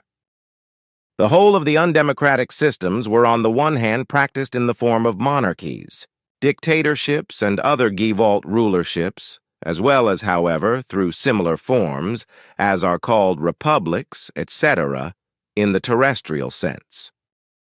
Not until a final 7-year, extremely terrible and devastating global war, about 74,200 years ago, by the mutually hostile folks that had fled from eras to era, did it come about at last, after more than half of the human population of these hostility-embroiled folks was reduced through the war actions, that the Erasans' minds changed for the better. So, using many ideas, a political reformation and transformation process was pursued, which, however, took about 14,000 years and brought no success, but was the remaining war folks of Eris, engaged in rationality-wanting quarrels, were at odds with each other and brought forward some objections and proposals that could not be implemented, so everything came to naught. They frequently imagined themselves to be disadvantaged, wanted special conditions, more might and rights. So time and again the whole matter fell through, and the old forms of government were continued and validated. That led again and again to insurrections, actions of war, to revolutions and terrorism. Not until the individual spirit leaders of these quarreling, warlike folks confederated into a spirit leadership and unitarily gave teachings to the war folks, were the Erisans stimulated to concern themselves deeply rationally in the framework of the ancient traditional teaching of the ancient prophet and to learn it comprehensively. But the efforts for that fundamentally came from the spirit leadership of the anciently indigenous folks who intended to debut a whole planetary leadership if the warlike folks could assent to it. Yet the teachings giving and teaching lasted a further about 3,000 years, before the teaching was sufficiently accepted by and integrated into the thought world of all the quarreling folks that had fled to Era and had incessantly sowed discord there, that the human beings began to cultivate a better attitude in themselves and toward the relations with the population of their own countries as well as the population of other countries. Nonetheless, time and again there still arose aggressions and Ausartungs in regard to insurrections, acts of war and terrorism, and in general, the responsible motives for these were religious and related to the various extant belief communities still believing in the Gewalt rulers and dictators. Eventually, there came at last the point in time when, in cooperation with the indigenous spirit leadership, the spirit leadership of the hostile folks had also worked out a new form of state leadership, which was approved by all folks according to the system of the old teaching of the prophet. Having at last grown weary of the insurrections, wars, revolutions, and terrorism, the countless dead and the destructions, ultimately, of the about 382 million human beings of the Gavalt-employingly immigrated hostile and embattled folks, more than half were killed by the global war, namely more than 217 million, and so there were only 165 million survivors. This ultimately led to the situation that the rest of the hostile folks were actually willing to heed the drawn-up rules and proposals of the spirit leadership and to approve these. That did occur only with great effort, but such that rapid progress was made, and the human beings who had been devotees of the higher powers disengaged themselves from their delusional belief, broke free thereof, and assimilated into the democracy of the indigenous Arans, and also unanimously into the rules and laws of the planetary spirit leaders, who had been appointed by the great folk as the supreme planetary spirit leadership. Yet there was also likewise a spirit leadership responsible for each country, that is to say, state. Thus, for the entire planet and also for all the previously hostile, now however semi-peaceful countries, that is to say, states, the planetary unanimous leadership form of the spirit leadership could be implemented. Consequently, all extant formerly hostile and Gavalt-usingly immigrated folks of all countries were, in the course of the following 5,000 years, further given teachings by the spirit leadership in accordance with the teaching of the prophet and led into a peaceful future. And since, through the Gavaltly migration of the formerly warlike folks from the planet Eros, the population of Era increased by 382 million human beings, of which ultimately only about 165 million remained following their global war, and therefore the prescribed norm of few more than 500 million human beings had been greatly exceeded. Naturally, the population of Era surpassed the established quantity. They were naturally integrated into the whole Aran population, so the prescribed norm of 500 million was exceeded, and this no longer accorded with the standard per the relevant law, so population regulation measures were taken in order to reach the correct population size. So, through the planetary spirit leadership, a guiding and for the Aran total population unanimously valid behavior directive was drawn up regarding a strict birth regulation, and explainingly promulgated to the population of Era in all connected relations and concerns and put to a vote.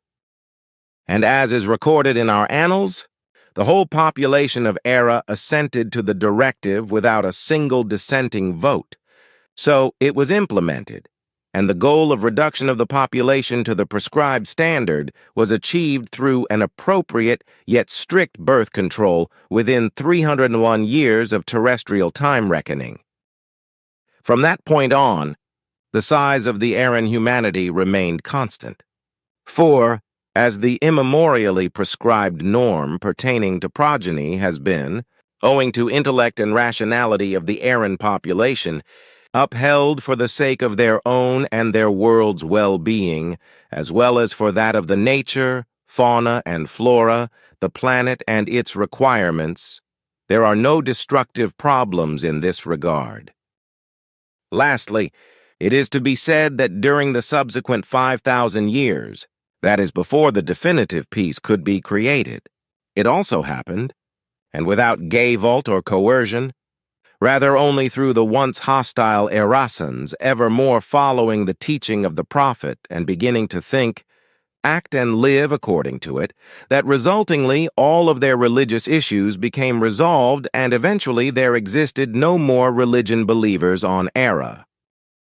That was then the definitive cause for our world being permanently pacified and democratized, and since then no insurrections, wars, no revolutions and no terrorism have occurred anymore.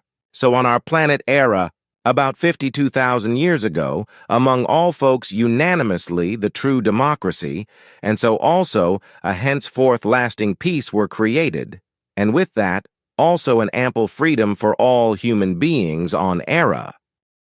Thereby, it came to pass that all ideas and belief forms pertaining to undemocratic forms of government and behaviors of the earlier ruler and might government forms on the planet Eris were forbidden by the formerly hostilely delusional believers of Eris themselves among their kind and replaced by new laws and regulations, etc. of the spirit leadership, and these were accepted and approved by the extant remaining total population of Erasans in a democratic wise.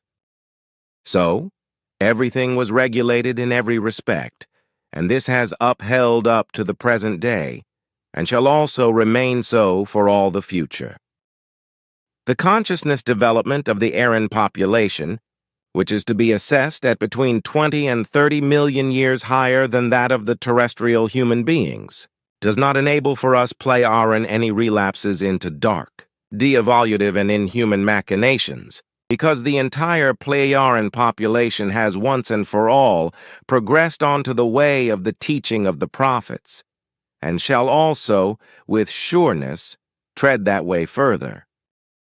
It only remains to say that what I am about to explain in regard to terrestrial systems of government is based on our overall Plejaren view and in no wise applies to those few who are working and functioning in civil government positions, civil offices and civil administrations, who as a minority are doing their job in honor and dignity and in accordance with right.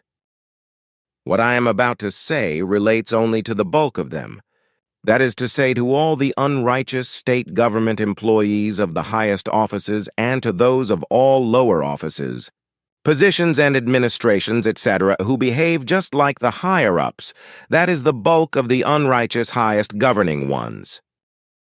Unfortunately, on the planet Earth there are, in all governments, undergovernments, offices, administrations, and branches of government, and so in all very important key positions, there is a preponderance of human beings who are might-greedy, paranoid psychopaths who are recognized as such neither by their co-workers nor by the public.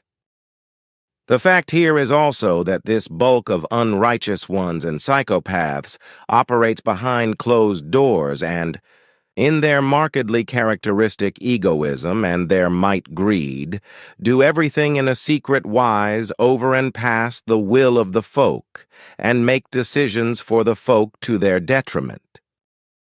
Indeed, those in the highest positions of government are very mighty figures, but the bulk of them is lacking in clear intellect and conscious rationality, as well as the necessary modesty and responsibility to the folk. They are all true leviathans with gigantic might, which they misuse without restraint. 8. Not to be included in those criticisms is that minority of righteous ones in governments and civil offices and civil administrations, etc., who unfortunately can effect nothing against the folk hostile machinations of the self-imperious, might-obsessed ones. Also those Earth humans who, in the offices and sub-governments and administrations, etc., subordinate to the state governments, act in the name of the unrighteous majority of the might-obsessed as government henchmen with regard to the people, are equally like the might leaders themselves. And they do this against their civil duty, which entails that they govern according to right and are obliged to be of official service to the folk. All these ones civilly amenable to the folk and fundamentally civil servants of the folk, which they effectively ought to be, yet who do not observe their required duty, tread on the folk as they go as if they were stepping on little ants. They game their might and are, fundamentally, in their civil offices and in their execution of their civil duty. In practice, just as incompetent as they are in regard to their observation of responsibility amenable to the folk. The bulk of all of those whom I here accuse as unrighteous ones, yet naturally from whom I exclude all the righteous ones, is caught in a network of contradictory interests, while simultaneously it attempts to conduct its state, government, and office orchestra in order to impose its will on the folk.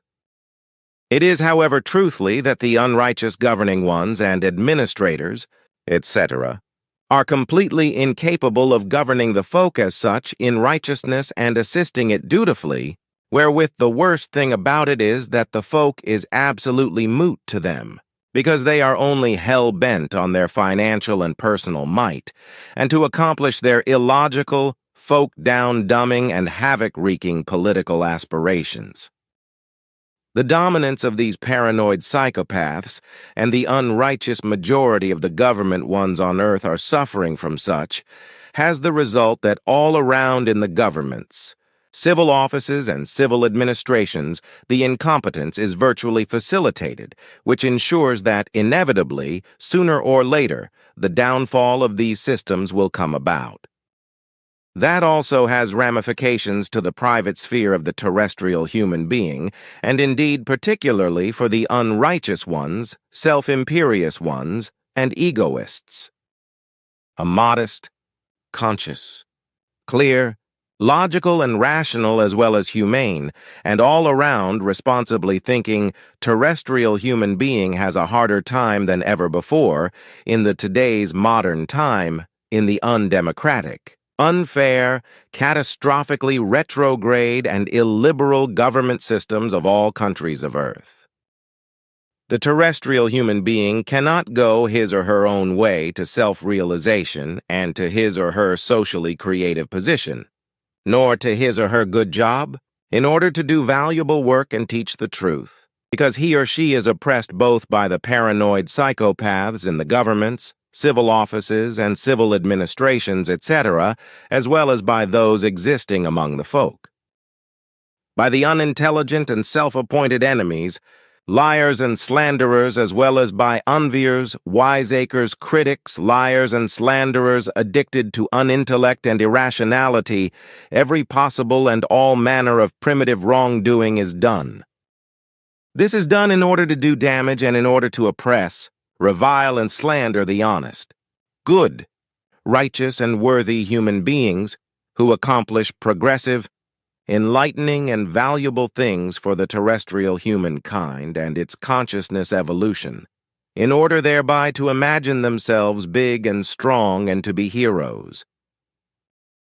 Not only in the terrestrial governments, civil offices, and civil administrations, but also in the schools, universities, and in politics, as well as in the psychological psychiatric professions and in economics, etc., there prevails in all terrestrial states a deficit system of the unvirtue untalentedness of completely incompetent terrestrial human beings.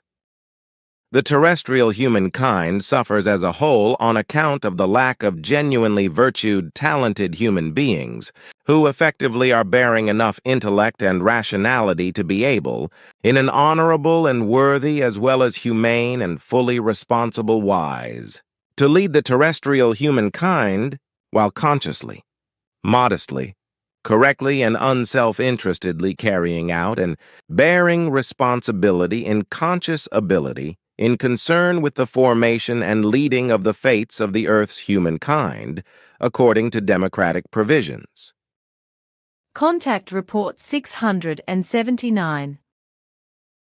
As I explained in an earlier conversation, the peoples on Era remain among themselves, and only very few persons emigrate to other peoples, whereby the reason for this is usually living together with other members of the peoples, or if there is some unavoidable need to do so.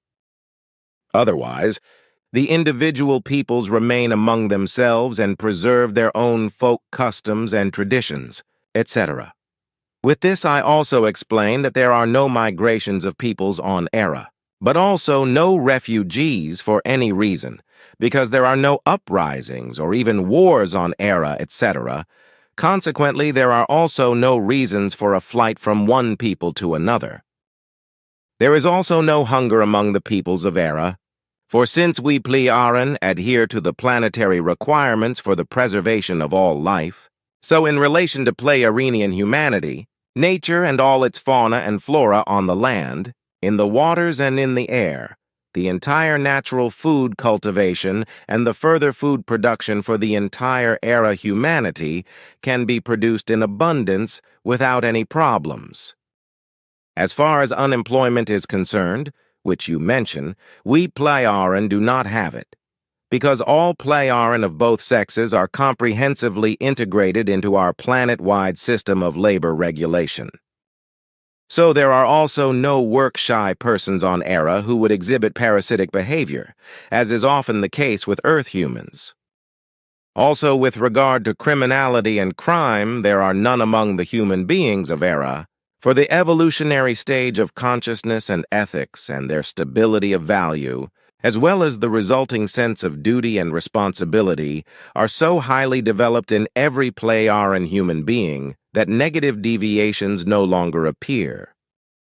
And as far as our Plejaren descendants under 140 years of age are concerned, I think it is quite understandable that from an Earth human being's point of view a discrepancy is seen in it if, as a result of an error, you have written an age of 14 instead of 140, but this can be corrected and has no significance, because it can be put right. Nevertheless, Earth humans are ignorant of our Plejaren birth regime, which, however, would be useless to explain because it could not be carried out on Earth. According to our birth regulation, it is to be explained that it is regulated on the one hand according to our high life expectancy, and on the other hand according to the number of the population, from which it results that consequently on Era the descendants are also to be determined according to the deaths, as however also according to various other necessary regulations, which can only be made when a humanity has reached a necessary high level of consciousness, as is the case with our Plejaren peoples. These regulations, I would call them, could not yet be understood by Earth humans because the necessary reason for them has not yet been created. It is also to be assumed, which cannot yet be understood by Earth humans, that on the one hand their average lifespan at the present time is 75 to 80 years, while on the other hand it is about 1,000 years for us. As a rule, Earth humans produce several offspring between the ages of 18 and 45, whereby in third world countries often up to 12 offspring are produced per family, which contributes enormously to overpopulation, but also in industrialized countries in closed alliances or open relationships, often up to 4 or more offspring are produced and born within about 2.5 decades, which also drives the population up horrendously.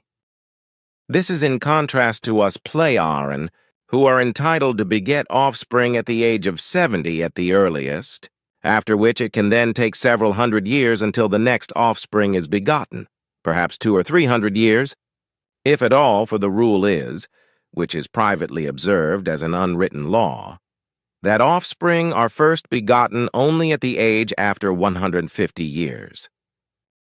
And this is so because all members of the population, without exception, learn several other fields of activity beyond the normal learning activity, which lasts until the age of about 70.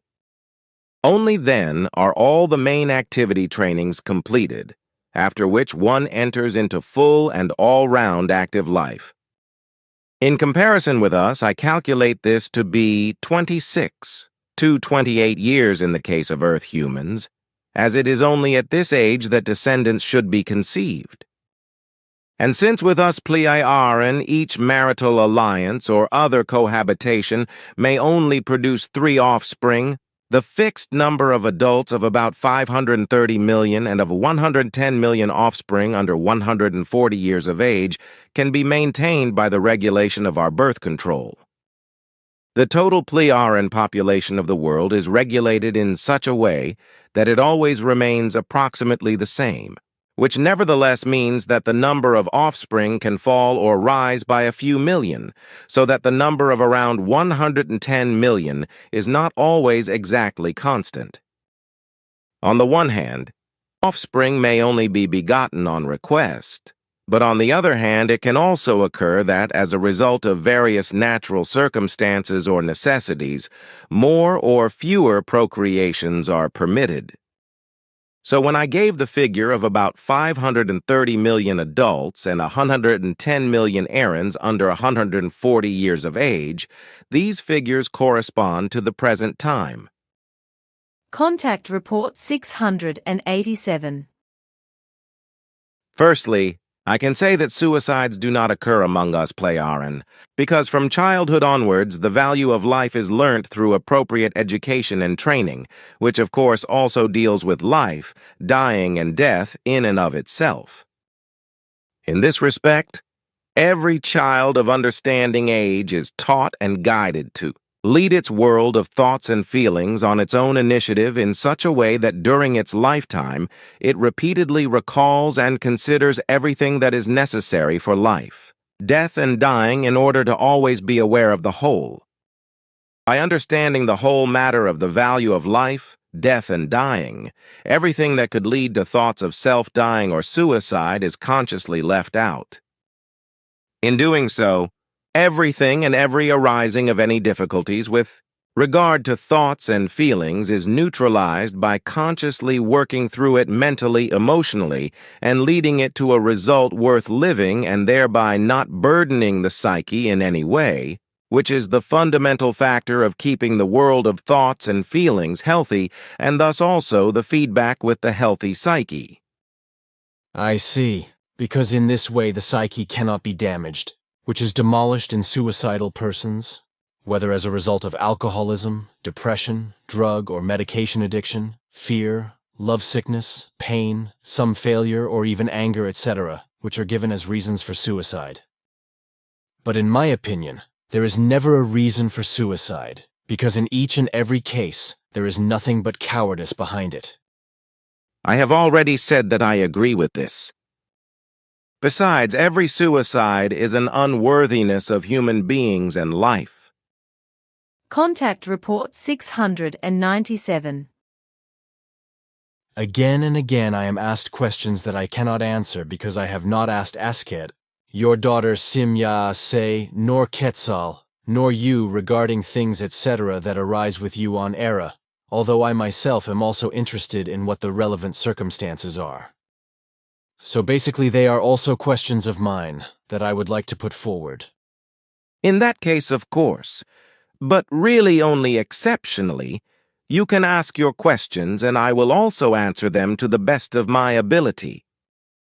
Which I am sure will not be difficult, and will also not bring you into conflict with your directives.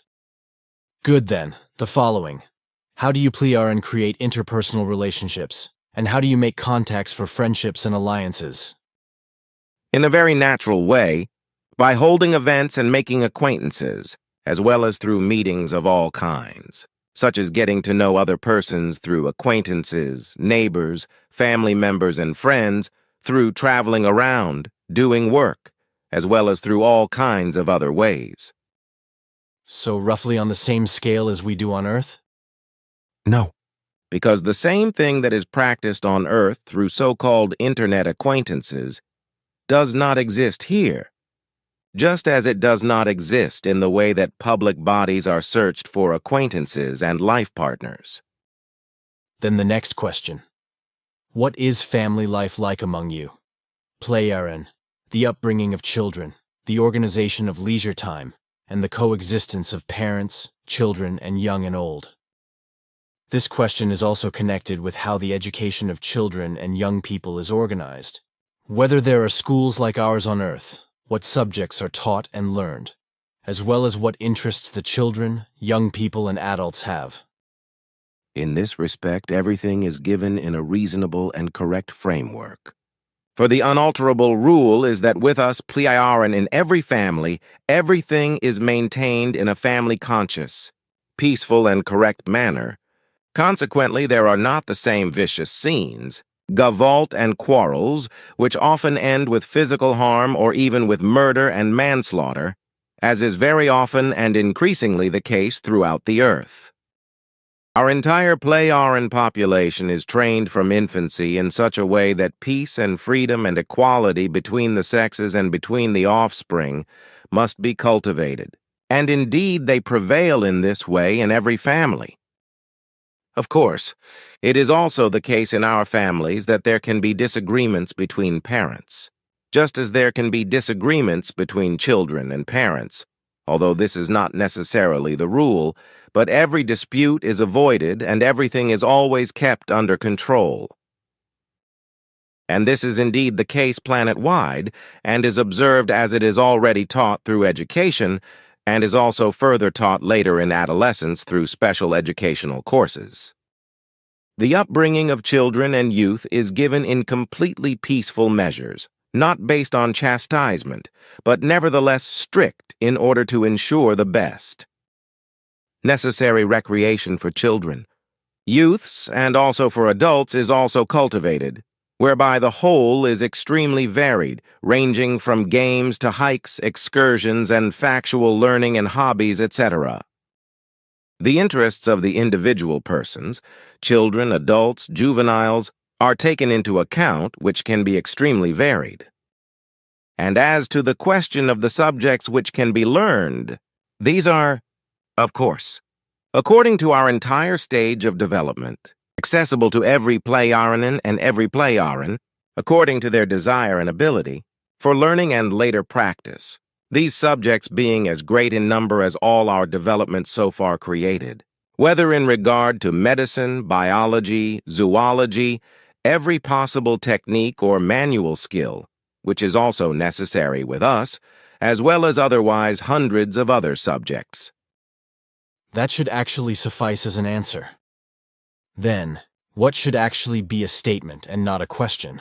Namely, how you Plejaren observe the events on other planets, and whether you are interested in world events, politics, society, art, culture of the Earth, and in how the human beings are on the Earth and deal with their lives. I think that should be obvious, otherwise you would not come here and observe and analyze everything. And as you observe what is happening on other planets, I think you do that equally as you do here on Earth, in that you can control everything through your apparatuses and devices in such a way that nothing remains unseen to you. So the whole thing needs no further answer or explanation. Exactly. What does a daily routine of a human being on Era look like? A child, a teenager, a woman, or a man? During the first years of their upbringing, children are naturally with their parents, in whose care they can learn on the one hand, and on the other hand also play and do all kinds of things that bring them joy, but are also instructive. From the age of 5, children are taught in schools in a variety of ways, while from the age of 14, young people learn specialist subjects, professions in an earthly sense, which continues until the age of 70. Although there are also leisure times and 2 hours of work every day. Women and men also have to fulfill the obligation of 2 hours of work daily for the whole community, after which all the other time of the day is used at their own discretion and their own leisure time. All Plejaren persons have their own small plots of land and a dwelling on them, the plots being cultivated and maintained as gardens with vegetable crops, etc. Also, very often people fly overland to get in contact with known or foreign people somewhere on the planet, and possibly to work together. Women and men also do work together in their homes, where of course there is also cooking, cleaning, and maintenance work. I know. Further this question. Do all Plejaren and the human beings of their federation undertake journeys through space, and what are the requirements for this, and for what purpose do such journeys and missions serve? Neither among us Plejaren nor among our federates is there space tourism, for the populations only undertake journeys through space when there is an urgent need to do so. Space flights to other planets, etc., are only undertaken for economic trading purposes and the like, and for missionary purposes, and for assistance to Plejaren foreign planets and their populations, as well as for exploration and reconnaissance purposes. The transmitter technology that you have been using to visit me through the transmitter gate for some time now. How developed is that now, or is it fully developed? If by fully developed you mean that it could not be developed any further, then that is not the case. At the moment, it is so far advanced in development that we can use it between this dimension and ours up to a total distance of about 16,400 light-years without any problems. So this technology is in need of a lot more development. Clear answer. With regard to the neighboring universe that you were able to penetrate years ago, have any new discoveries been made about it since then? So far, 3 more life-form inhabited planets have been found, but only one has human-like beings, while the others have only faunal and floral forms. Farewell. It is like in our Dern universe that there are relatively few planets in the entire universal space on which human beings or human-like beings live. It's not like in the Star Trek movies that there are human beings or human-like beings crawling around every corner in the universe. That is correct, and we've talked about that before, too. Then a question about your daughter Simyase. How far has her health progressed in the meantime since the accident of at the center that was her fault? Does she really have to remain with the people of Asket for the whole 70 years in the Dal universe now? Everything has worked out for the best, and no complaints have arisen or remained. And that she will continue to remain with Asket. And indeed until the completion of the 70 years provided for. This is justified by the fact that she has taken further courses with the Plejaren, and has not yet taught us techniques of her own, by which we Plejaren will gain many more advanced opportunities. Contact Report 710. That's good, so be it. But now I will bring up something from your history that your father Svath has already told me about, namely that you Plejaren on Era and on other planets have been at peace among all peoples for about 52,000 years, only because something strange has happened. At that time, I remember Svath's explanation. A round structure or a large metallic sphere appeared above Era and other Plejaren planets, after which all male and female inhabitants of all planets, so to speak, experienced a comprehensive change of heart. Neither at that time nor to this day, however, could you Plejaren fathom what this sphere was about, nor where it had come from and where it had disappeared to. Only one thing was clear, namely that through this sphere, some process of consciousness took place in all human beings of all Plejaren planets, which immediately led to an all-embracing peace, as well as to freedom from strife, war, crime, and so on. And as Svath explained, as you also once did years ago, you never found out where this orb came from, who built it, and where it disappeared to. Consequently, it was only clear to you that it was through this that your peoples came to peace, and all that has distinguished you Plejaren as true human beings for 52,000 years. What had to be explained in this respect, you have now done. But I must mention that up to now, despite a great deal of research, we have not been able to gain any knowledge about the origin of the sphere, which was completely untouchable and secured against all attacks and therefore also indestructible because it resisted all attempts at attack, which was a good thing in the end. This large spherical missile, which according to our annals had a size that I have calculated to be 248 meters according to the earthly system of measurements, circled around each Plejaren planet for 32 days and nights, and then disappeared without a trace. Since then, all the corresponding efforts to clarify the matter, which still continue today, have not been successful, which is why we also have no knowledge of what kind of technology the flying objects had, through which all our peoples were pacified.